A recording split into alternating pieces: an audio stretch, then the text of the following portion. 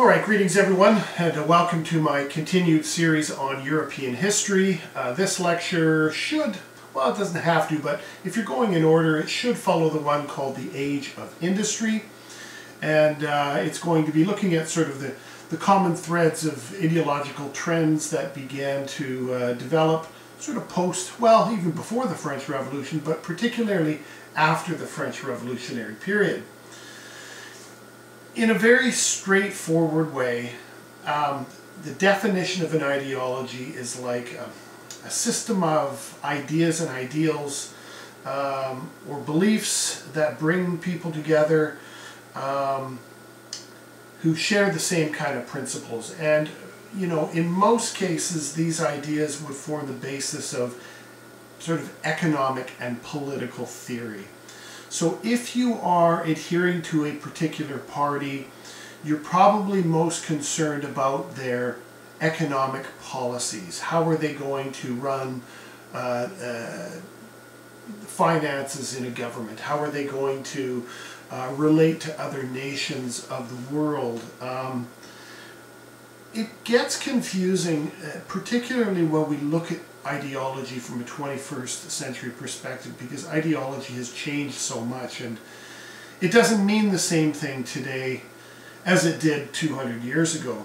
But the ideologies that we are going to be looking at form the basis of many of the political parties that we have come to understand in the Western world, particularly from my reference point, of course, from Canada and also from the United States. Now, for my American friends, first of all, I should mention thank you so much for your continued support and comments. I'm so glad that a lot of Americans are interested in watching my lectures.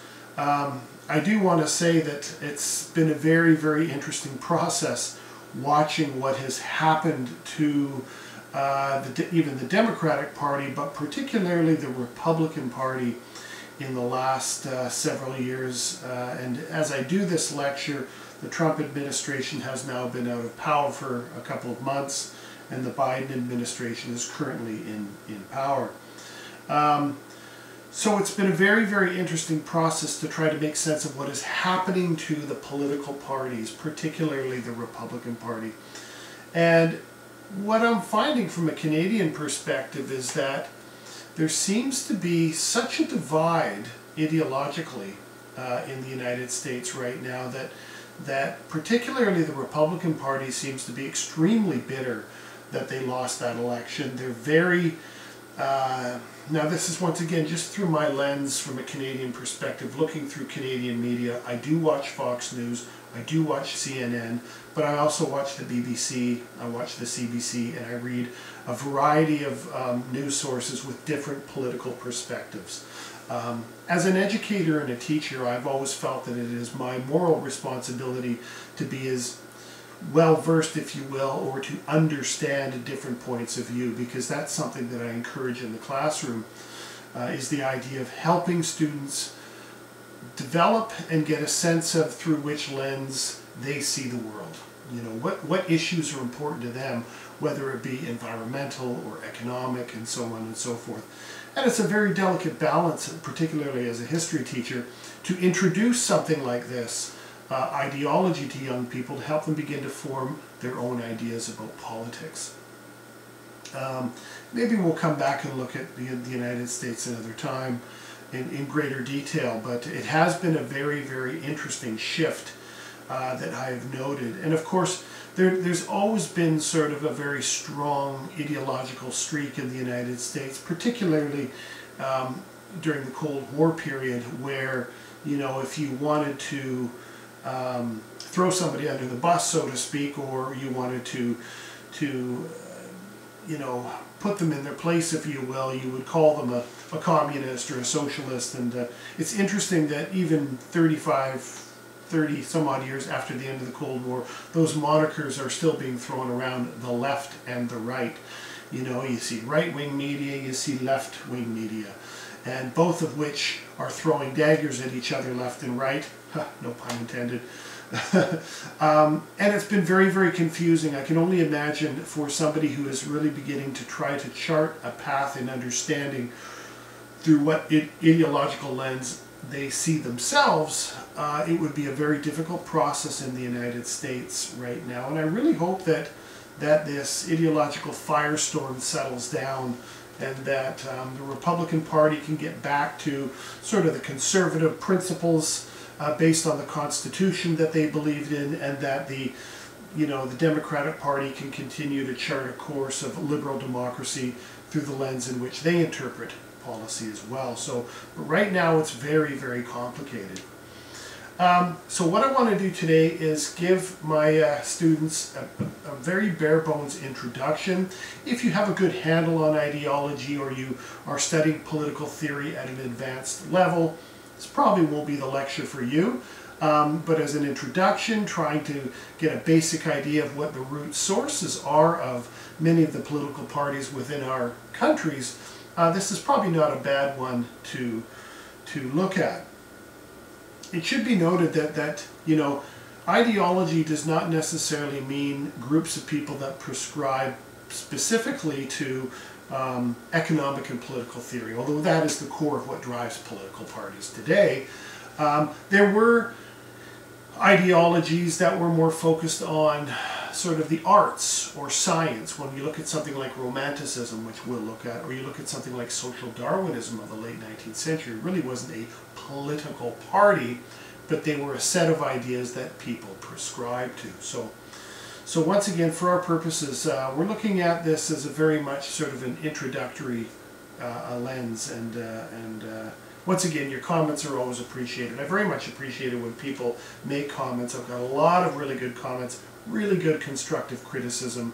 Always open to that, always open to any type of respectful debate and discussion online. So don't hesitate to make a comment if you want to. All right, let's move on. Well, nationalism. Now, it should be noted that these are very general sort of ideas, so there weren't necessarily people who were going out, political theorists, who were saying, I'm going to write a book about my feelings on what nationalism is. And it's going to be defined, it's going to be given sort of a framework, it's going to be given all these things that will allow people to make a constructive choice as to whether they want to be, or whether they want to refer to themselves as nationalists. Nationalism was not really a political movement, but it was more sort of a social movement that really began to develop and really catch wind at the end of the Napoleonic period and much through the 19th century, of course into the early 20th century, where nationalism would be one of the leading factors that contributed to the outbreak of World War I. So anyway, so let's look at some of the main ideas of what nationalism means. The most powerful political force of the last 200 years, and brings people together by their common language, culture, and history, and unites all classes behind the glory of the nation. Okay, once again, very, very broad terms here. Nationalism in Europe, for example, began to develop when people began to feel a greater kinship with people in their neighborhood, over the next mountain range, across the river, down the valley, who had the same language, had the same historical background, had the same religion, certainly the same language, all these kinds of things. And that is what begins to drive people together more than anything, is that shared sense of language, culture, and history. Now, in a place like the Balkans, for example, it was very complicated because, you know, it wasn't like the Serbians and the Croatians and the Macedonians and the Albanians and the many, many others all lived in one very specific geographical region. They were kind of spread out all over the place, and, you know, that's why nationalism can be it can be both a very destabilizing force in the place like the Balkans, or when you're an empire that's trying to maintain control over a multi-ethnic empire, but it can also be very much a unifying ideology that really binds people together, particularly in nations that are predominantly one culture, one language, one history. You know, and that's why I think nationalism is very much a binding force in France, and why it can be a very binding force in Great Britain, and even to some extent in Germany as well, where it really bound those people together. Where in an empire like the Austro-Hungarian Empire, or even the Austrian Empire, or rather the Ottoman Empire, and to some degree the Romanov dynasty in Russia, these nationalism would tear these nations apart, because they're so multi-ethnic that people are more concerned about being connected with their people of their shared background, not to a king who spoke a different language. You know, and certainly in the case of the Austro-Hungarian Empire, if you were Serbian, you're going to have a real hard time identifying with an Austrian monarch. So anyway, we'll come back and look at that some more. Leaders like Bonaparte, Napoleon Bonaparte, Garibaldi in Italy, we'll look at him in great detail in the next lecture, and Prussia's Otto von Bismarck, all use nationalism to unite peoples behind a central rule. So in the case of, say, Bismarck, who we're going to spend quite a bit of time looking at, he really used the forces of nationalism to bind Bavarians and Saxons and Rhinelanders and Prussians and those from Schleswig-Holstein together into this sort of broad, central, unified nation that would really come into full fruition in 1871, the final stages of unification. So, and same thing with Garibaldi and the Italians as well, because both Italy and Germany were really much, you know, a collection of many, many principalities. I mean, I think in Germany before unification, there were some 360 autonomous principalities, you know, little kingdoms all over the place.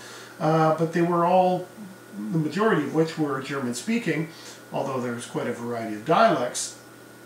By the time the Prussians came along and saw themselves as sort of the forefront of being the one that's going to unite all these German-speaking peoples, that would inevitably put them at odds against the Austrians as well later. But so nationalism can have a very constructive force in bringing people together, certainly.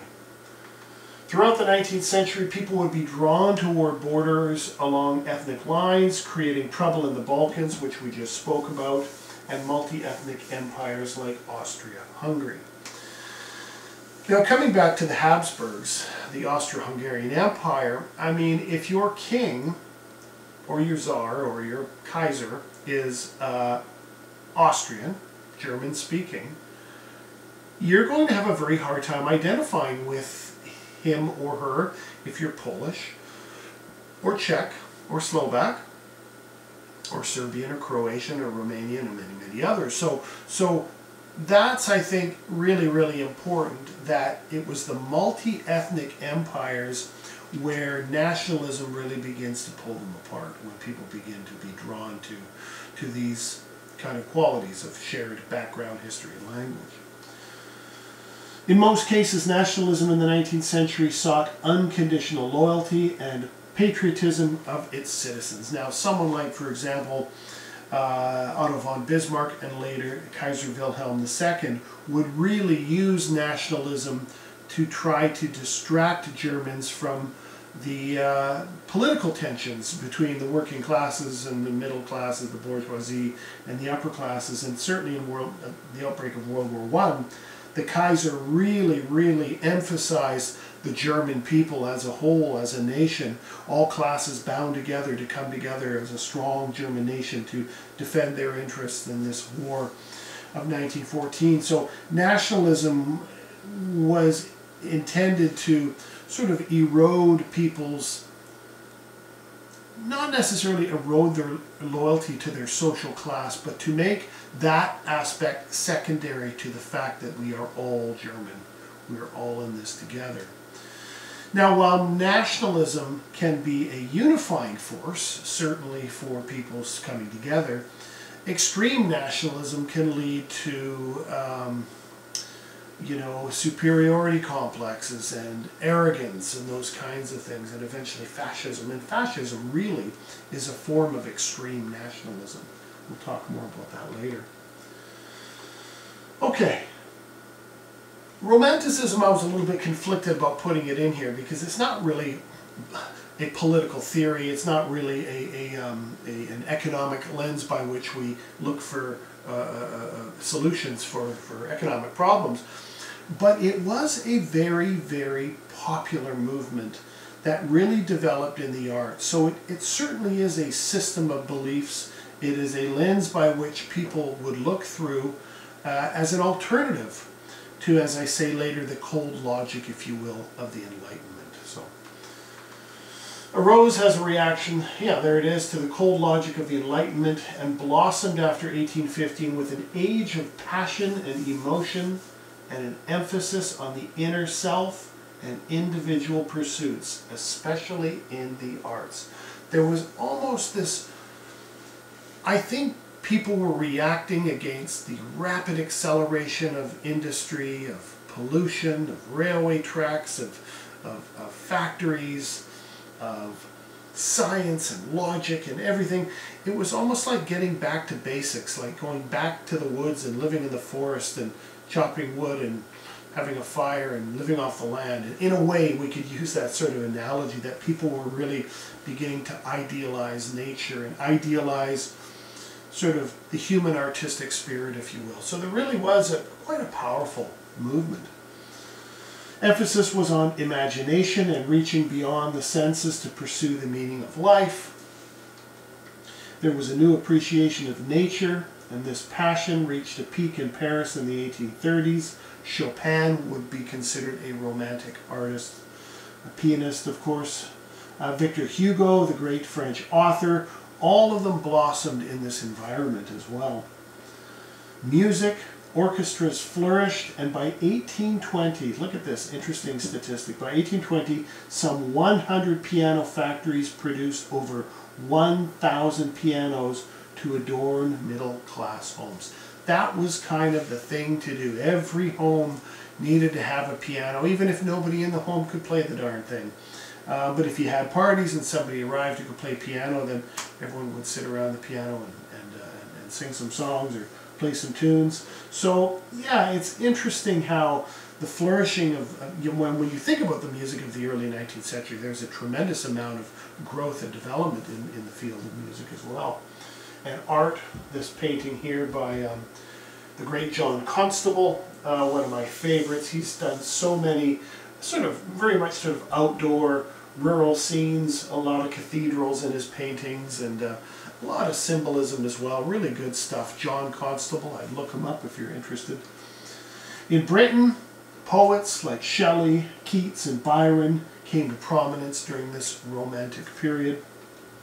And Romantics were inspired, once again, by this notion of individual liberty and nationalist pursuits. It's interesting because when I think about individual liberty, I'm thinking about it more in the context of having the ability to explore your inner strengths, your talents, your interests, that your liberty is to, if you want to paint and you want to pursue the arts, you should do it. You know, a lot of these people, particularly in poetry, literature, music, painting, really were exploring, as I said earlier, the natural world, and they were finding incredible parts of their talent, and I think that really blossomed in this Romantic period. So from the perspective of the arts, the Romantic movement was definitely a significant factor on the landscape of the ideological development of that period as well. So, okay, conservatism. So, once again, very straightforward. We're going with the basics here. Conservatism viewed society as a natural hierarchy, and leadership should be provided by the upper classes and the church, as it had been before 1789. Now, you've got to keep in mind, too, that after the horrors of the French Revolution, the chaos of the Napoleonic Wars, many people in Europe, particularly people usually of wealth or education, were sort of looking back and thinking about France before 1789 and saying, boy, you know, things were much more straightforward back then, and that revolution caused chaos all over Europe. And so there was sort of a reevaluation that the gains that the Enlightenment had made in terms of, through the French Revolution, through, Rousseau and Montesquieu and Voltaire, people like that, people were turning their backs on that and saying, well, no, because those ideas led to the guillotine. They led to discord in France, to chaos, to revolution, to bloodshed, to war. So that was people's association with liberalism, if you will, based on the tenets and ideas of the Enlightenment as well. So much of the Enlightenment pursuits of economic, social, and political equality seemed absurd to conservatives. The French Revolution, as I said earlier, was an example of all these things gone wrong. Edmund Burke, here he is here, argued that the French Revolution was a betrayal of the rights of men, and I would not disagree with Burke on this. I'd say that much of that occurred in France, particularly between that period from 1789 to 1799, before Bonaparte took over. Really was, the actions of the revolutionaries were very much hypocritical to what was outlined in the Declaration of Rights of Man and Citizen. Revolutionaries became tyrants who worked out of self-interest, and certainly when you look at someone like Robespierre, that's pretty clear what was going on there. The Reign of Terror was the antithesis of progress for conservatives. Burke concluded that political stability and economic security lay in the moral strength of the upper classes. Okay? And that's going back to tradition. The idea that, European society has been built on hierarchies for hundreds and thousands of years, and if it isn't broken, don't fix it. Now, if you're an aristocrat, or if you're somebody wealthy or well-educated or in a position of power, obviously clinging on to these conservative values is going to be in your best interest. And I think, I have a much better understanding and appreciation for a conservative mentality, and I generally have empathy and understand varying points of view on the political spectrum. I can see virtues of conservatism, I see virtues in liberalism, and I see virtues in socialism as well. And as I get older, my opinions change, they morph a little bit, they go a little bit one way, they go a little bit the other way. And it's just a very, very interesting process for someone my age and someone who's been teaching for so long to always reevaluate and question my own ideological lens. But I'm a lot less hostile to certain ideologies where when I was younger I thought I had it all figured out, and when I was always pointing the finger at certain groups and claiming that the lens through which I looked was the clearest, and of course that's just a naive idealism. But anyway, all right, liberalism became the dominant force of the 19th century and believed in individual liberty, private property, freedom from government regulation. This is right out of the Enlightenment, right out of John Locke, right out of Adam Smith. I mean, the idea of, the less constraints that individuals have on government interfering in their lives, the more they're going to be able to explore their talents and their individual pursuits. I mean, you could almost see a bit of a parallel between the Romantics and the Liberals in terms of that sort of, leave me alone, don't interfere with my life, allow me to be creative and allow me to be the best that I can. And, from a liberal perspective, it was more economic, where from a Romantic perspective, it was more for artistic pursuits, if you will. So, liberals were open to change and believed in parliamentary government, which would enact change through legislation. So, by the post-French Revolution period, liberalism had gained quite a bit of ground, and certainly many liberals would have reflected on aspects of the French Revolution as going the wrong way. But that didn't take away the fact that there were many of the values that the revolution claimed to represent, even though it didn't manifest itself in reality all the time. People were still inspired by the values of individual liberty, of private property, of reduce government intervention in people's lives and so on and so forth, but that these things should be done through a democratic parliamentary type of mechanism, if you will. Resisted government intervention in society as state interference destroyed initiative, and idlers should not receive benefits from those who worked. You know, this is a principle that has fallen more in line with conservative values in the contemporary age. You know, conservatives today, if I can be so bold and so general, you know, conservatives believe that the less regulation you have on the economy or state interference, the better, and that while safety nets are there and should serve a function, they should be limited, because you don't want people riding the system or getting an easy welfare check. That people should be encouraged to get back to work and so on and so forth. So, you know, what was liberalism and conservatism and even socialism in the 1820s and 1830s has morphed and changed.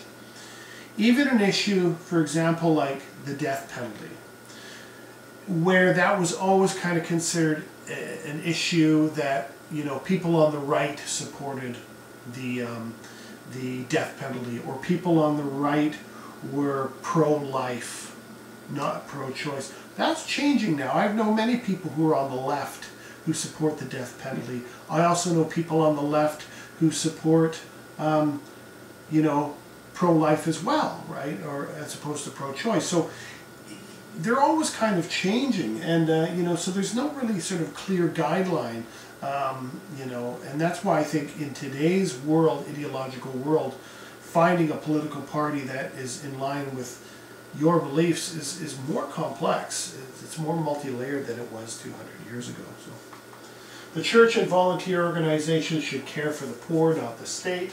Okay. Incentive, self-interest, and motivation would improve conditions of individuals free to pursue their talents. So, okay, do not hamper people's ability to explore their talents.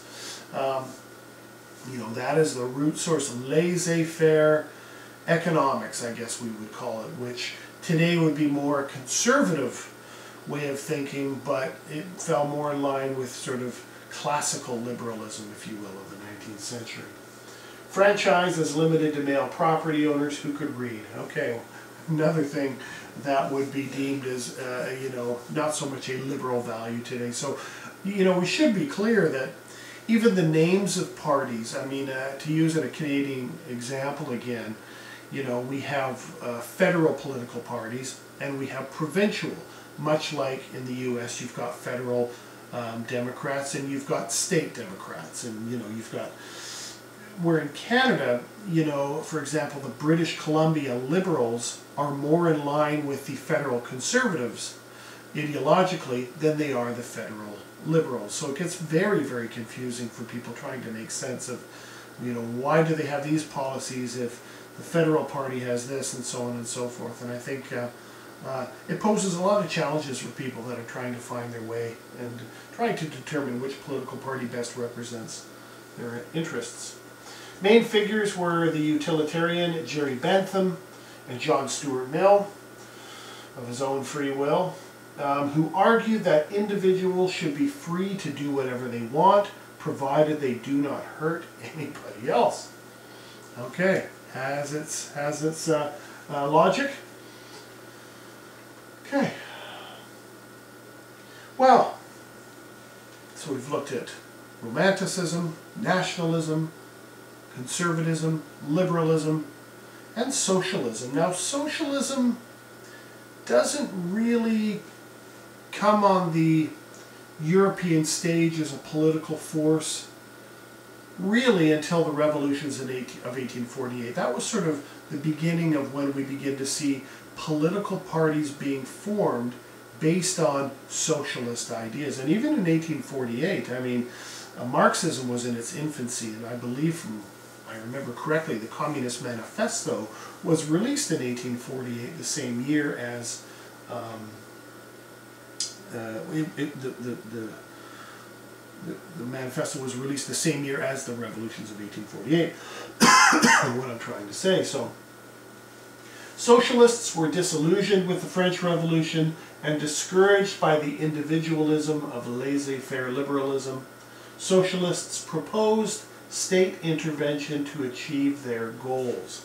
Now that would change without time because of course Karl Marx would say that the state would wither away. We'll get to Marxism a little later, but generally there were people, particularly as European society became more industrial, more people are moving into the cities, you see a new social class develop. The working class was a new social class that was born out of the age of industry. And you put a bunch of people together in factories and where they can chat and talk talk about how crummy their lives are and how crummy their pay is and how cruel their boss is and so on and so forth. They're certainly going to begin to talk about how things could be better for them. But the early socialists really believed they were hostile to private property. They were more interested in economic equality than anything else at that point.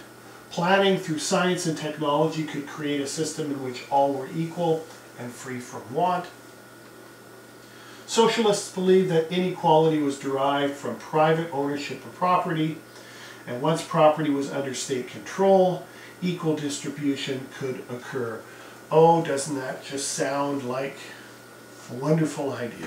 The old cliche is that, on paper socialism sounds great. In practicality and in application, it's never worked. Something has always gone wrong. I mean, that's not necessarily what I believe, but that's sort of a typical thread. I think it might have been Winston Churchill once said that, if you're not a socialist when you're young, you have no heart. But if you're still a socialist when you're an adult, you're a bloody idiot. I'm pretty sure that was Churchill. I'd have to look. But, it's just an interesting idea that, socialism has almost been delegated to young people who are idealistic, who are social justice minded, who are, hostile and opposed to any, mechanism of power and control and capital and so on and so forth. So, socialists today are a difficult group to kind of make sense of because, there are no, certainly in the US, there is no socialist party. And even in Canada, there's no socialist party, although our NDP would fall closer in line towards socialism. In the United States, organizations get accused of being socialist. Of course, Antifa is accused of being a socialist communist organization. Or I've even heard that Black Lives Matter has been referred to as a Marxist organization.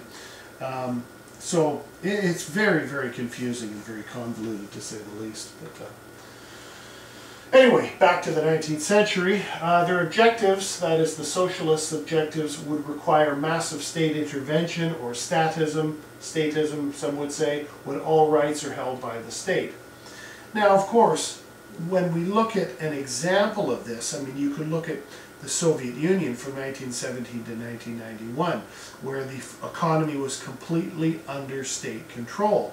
And we know now in hindsight that just stifled the economy, that once you removed individual incentive, the economy stagnated. And statism also allowed leaders like Joseph Stalin to do what he did, and allowed leaders like Mao Zedong to do what he did, that you give any individual who might start with good intentions so much power that,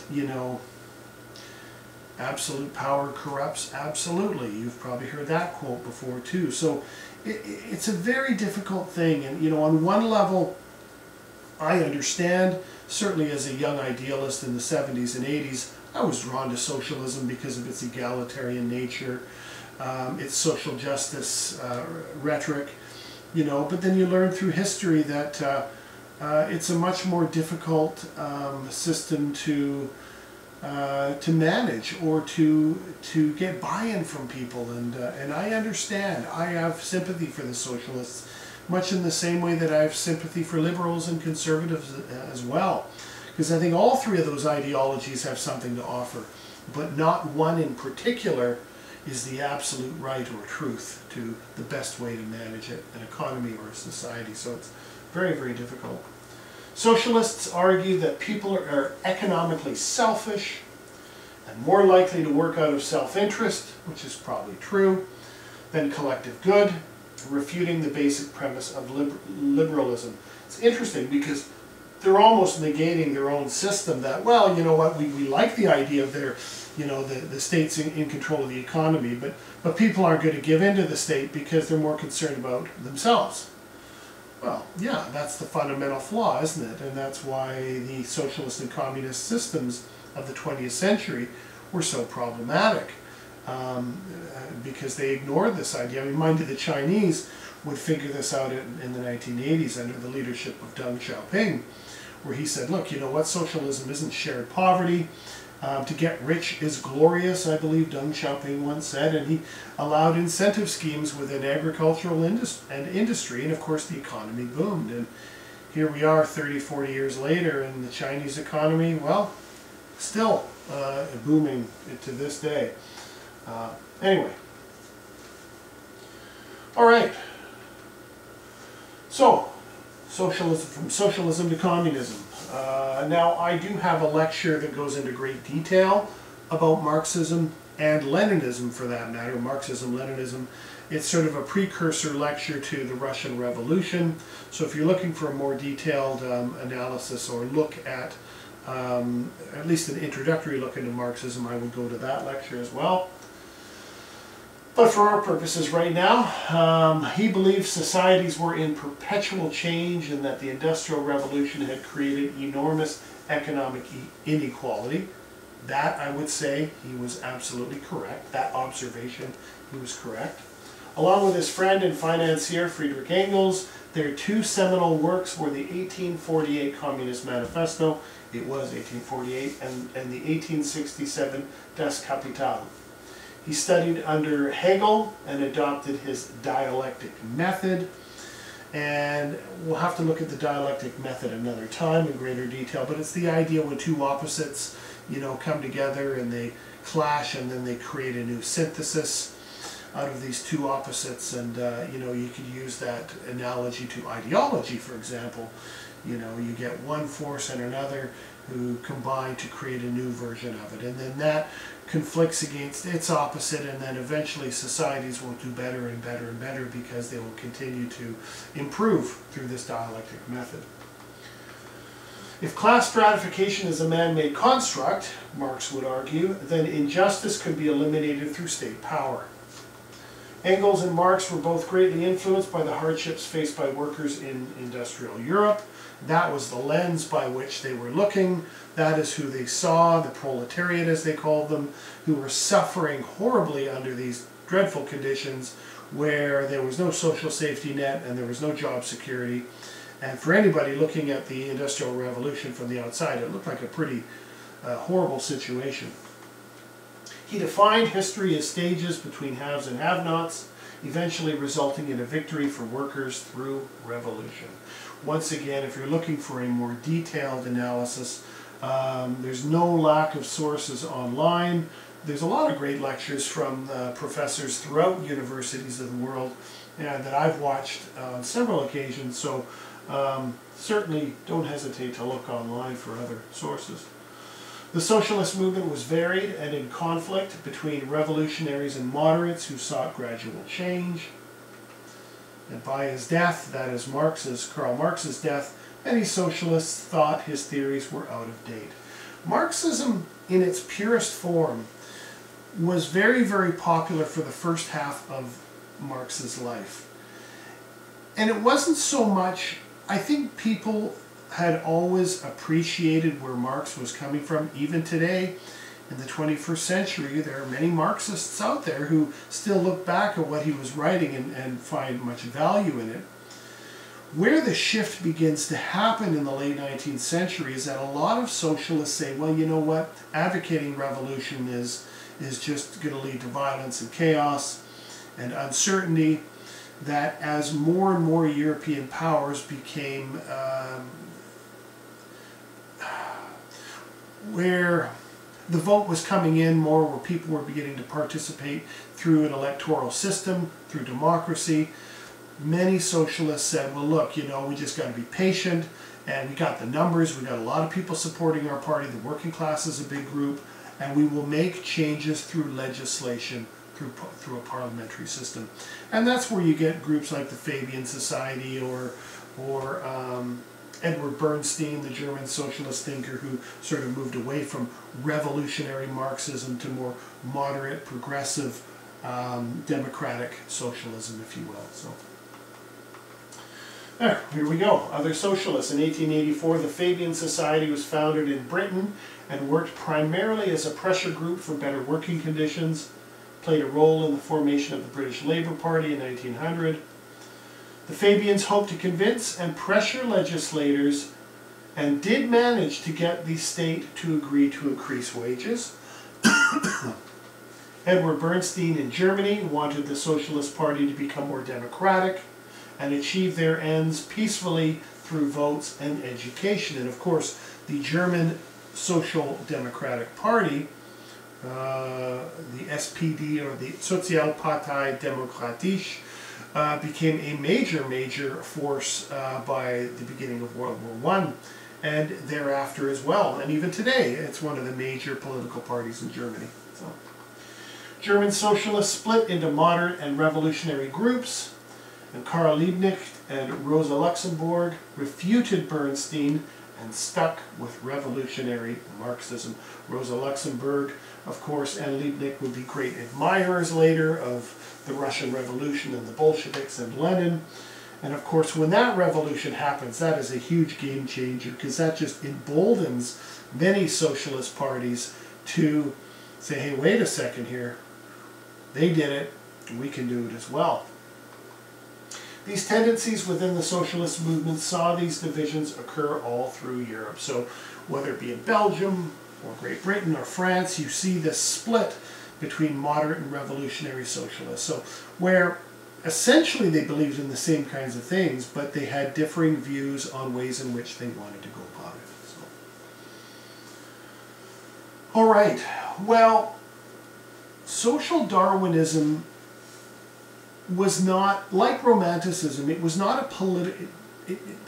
People didn't join political parties built around the idea of Romanticism or social Darwinism, but they were ideas that were very popular throughout Europe at the time.